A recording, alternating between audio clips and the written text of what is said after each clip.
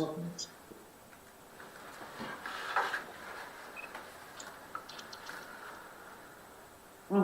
We continue our apostolic exhortation from Pope Francis's Gaudete and Exsultate on the call to holiness in today's world.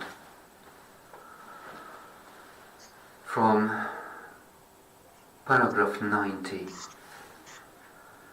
Blessed are those who are persecuted for righteousness' sake, for theirs is the kingdom of heaven. Jesus himself warns us that the path he proposes goes against the flow, even making us challenge society by the way we live and, as a result, becoming a nuisance. He reminds us how many people have been and still are persecuted simply because they struggle for justice, because they take seriously their commandment and their commitment to God and to others. Unless we wish to sink into an obscure mediocrity, let us not long for an easy life, for whatever would save his life would lose it. Matthew chapter 16, verse 25. In living the gospel, we cannot expect everything to be easy, for the thirst for power and worldly interests often stands in our way.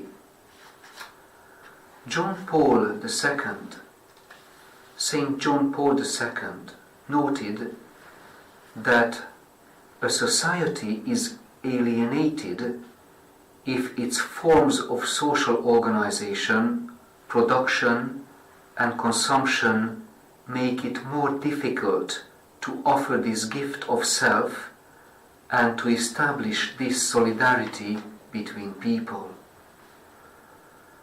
In such a society, politics, mass communications and economic, cultural and even religious institutions become so entangled as to become an obstacle to authentic human and social development.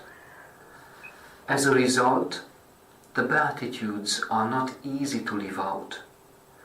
Any attempt to do so will be viewed negatively, regarded with suspicion, and met with ridicule. Whatever weariness and pain we may experience in living the commandment of love and following the way of justice, the cross remains the source of our growth and sanctification.